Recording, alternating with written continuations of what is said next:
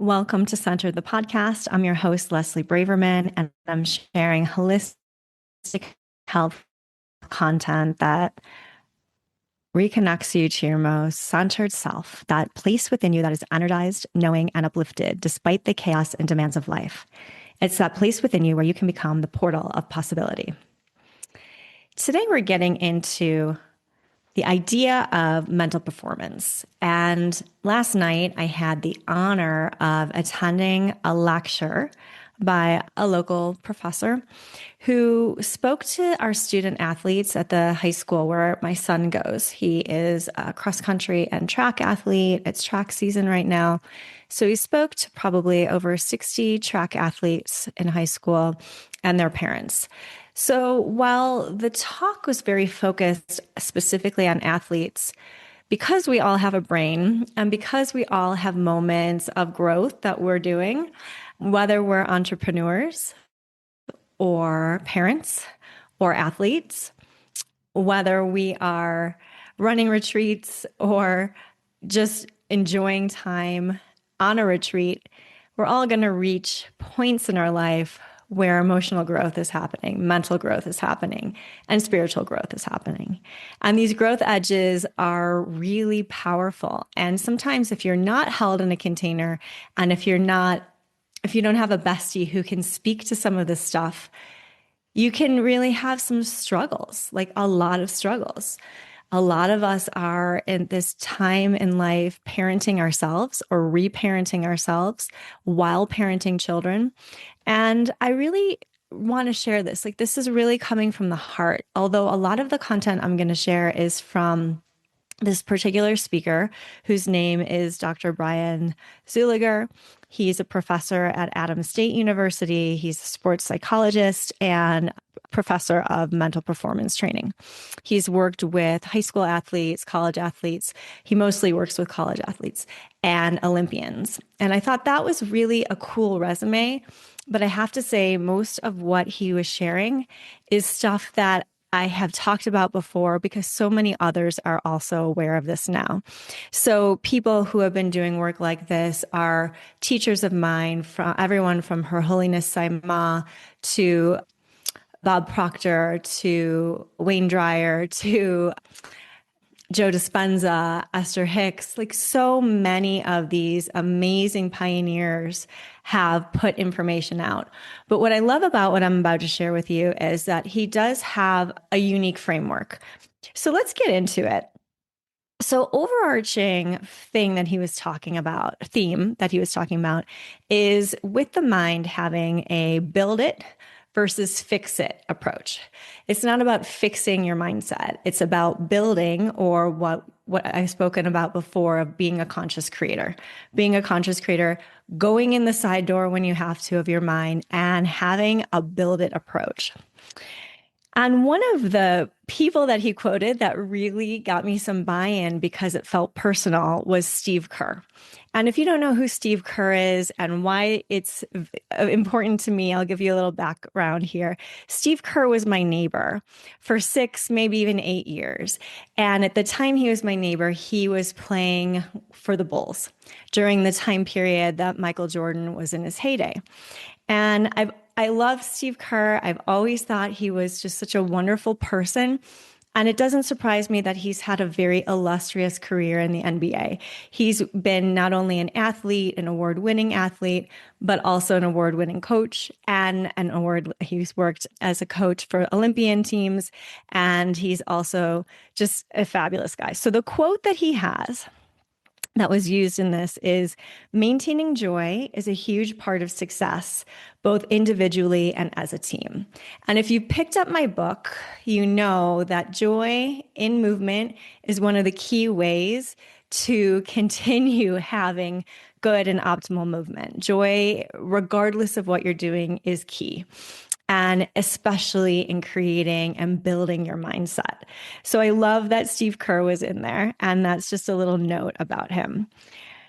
But he talked a lot about how schools in particularly talk about excellence. And if you haven't been to a school lately, you would be surprised at how almost every single school has in their mission statement or written on the walls of their hallways something about excellence. And I see it in gyms too. And one of the things that was talked about is having sustainable excellence. And that really has a lot to do with both your mindset and your motivation. And so this kind of segged into this idea of where does motivation come from? Where does performance come from? What is sustainable performance? And one of the things for that was kind of at the crux of sustainable performance is that it has to work for you. It has to work for your life. It has to be a fit for your life. So having confidence in what you do is really a lot about where does whatever you're doing fit into your life. Having harmonious passion is one of the things that he described, meaning this healthy, joyous, but autonomous passion that aligns with your life. And then the idea of having motivation and your well-being and that joy and passion and how all that relates to performance. So, what I liked about the speaker is he went on to identify that most people, whether they realize it or not, because it's the state of being human, have confidence from the outside in. And what makes the difference between good and great and resilience specifically is having inside out confidence. So, if you picture like a target, at the very center is your self-identity, your self-respect, your self-esteem, your self-worth, right? And typically, if you draw an arrow out of that target, it's resulting in performance.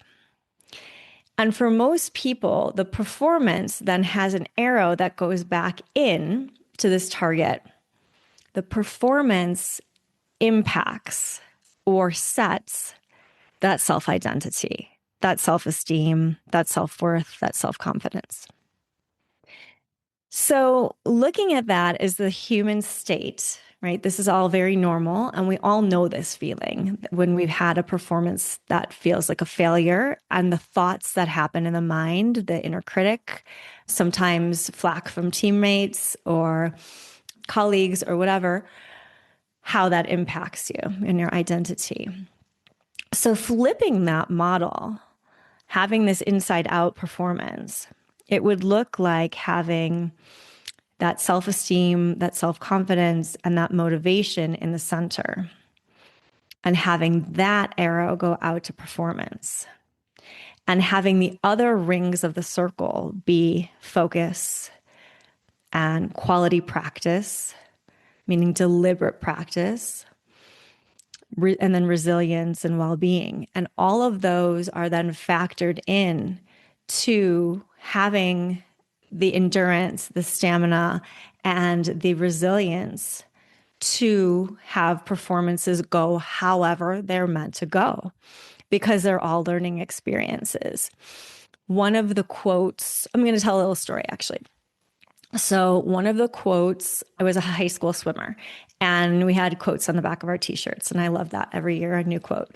And the quote that we had freshman year when I first started the team was Winston Churchill quote. And it's, "Success is never final. Failure is never fatal."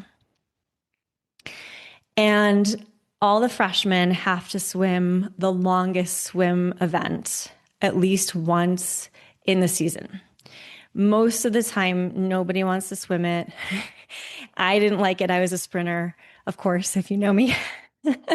And I was just like, really dreading it. So I didn't have the greatest mindset, but I had a mindset of, okay, I'm going to do it. And then I never have to do it again. So there was some motivation there.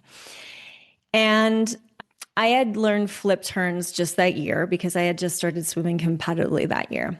And most of my events, we had tons of quality training. So I was doing flip turns regularly. But when I got in the pool that day and I started swimming, I found this rhythm and this pace to get me through the 20 laps. And one of my turns, I flipped and pushed off at a diagonal and went into the other lane.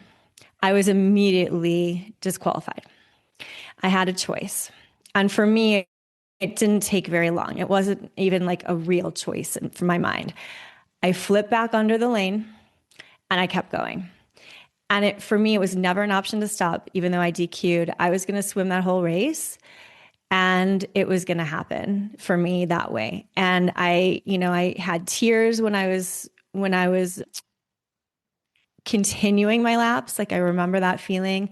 I remember that drop in energy when my self-critic came out, but I knew that I was going to finish the race and that it didn't matter because I had all these reasons, right? The mind will come up with reasons right away. I knew I wasn't ever going to swim it again.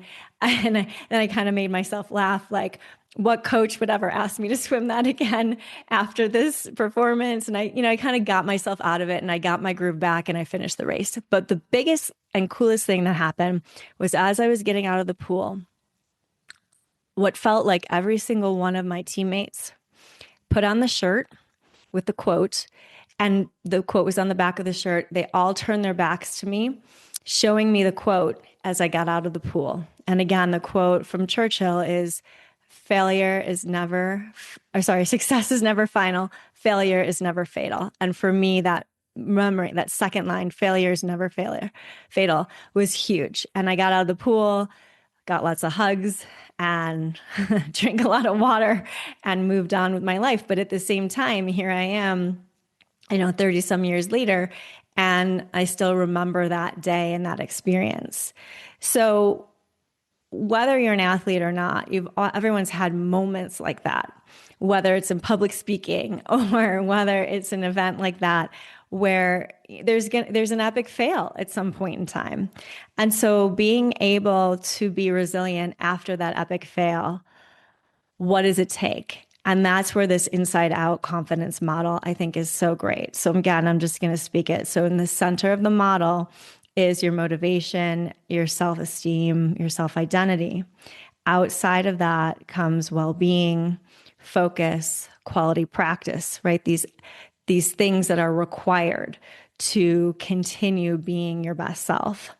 And then the resilience that level of the model creates is irrespective of the performance. And it can be strengthened based on the performance if you have an epic fail too. So getting out of your comfort zone, right? And being able to have this kind of toolbox or this target set of inside out confidence is really awesome. So I'm going to read one more quote. And that's Michaela Schifrin. If you don't know who she is, she's an Olympic skier. But what's interesting about her is that she was known as a child prodigy. She started at, age 4 and, had various bumps, peaks and valleys along the way, as you do. But people were kind of getting into her head and messing with her because she had been such a powerful skier with such great performance for so long that when things shifted, they weren't the kindest.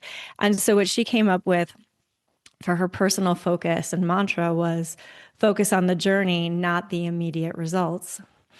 And everybody in the field who's looking at the mind will say the same thing, that it doesn't matter how you say it, that results aren't always immediate. And it is a journey. And whether we're talking law of attraction or we're talking, manifestation, or it doesn't matter how you speak to it. We're all saying the same thing. And this is why we practice, right? The purpose of practice is to prepare for the performance in life, and whatever that means. It's all about the quality and handling the pressure. And so there's a little bit more discussion on handling pressure too, and how we can look at certain preparatory experiences as pressure training.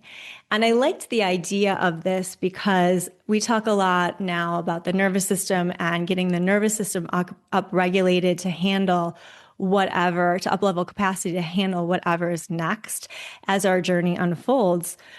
But the way that it was described by this sports psychologist is that the purpose of pressure training is to increase pressure so that you're comfortable in being uncomfortable. And my first thought with that is like, that's yoga. That's what yoga teaches, is how to be how to be comfortable in the uncomfortable. And I love seeing how, my background in sports and mindset training and yoga and functional movement and raising kids and everything just came together with a different lens last night when I was listening to this. So hopefully you've had some aha moments as I've been talking through this too.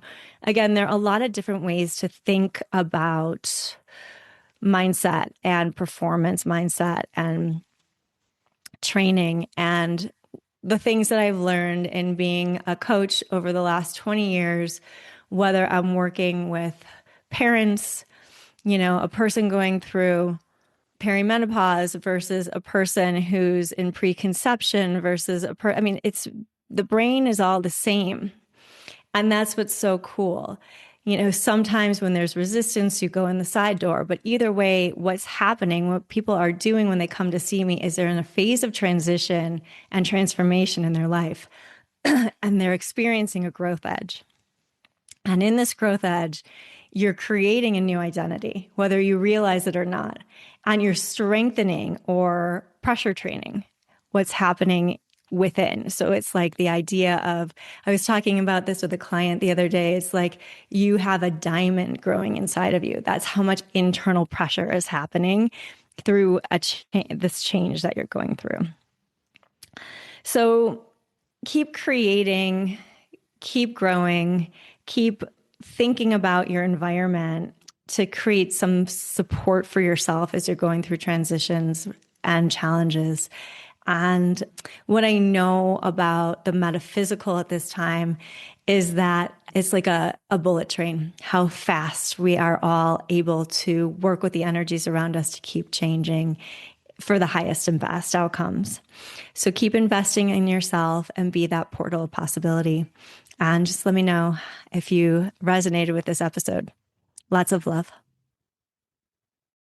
And if that episode resonated with you and you'd like to go deeper into your healing journey, check out my newly released book, Centered: The Art of Living from Within, now available on Amazon. Or head over to centeredbyleslie.com to schedule a no-cost strategy session for wellness coaching, Ayurvedic therapies and herbal consults, back pain healing, and yoga. I'm looking forward to working with you.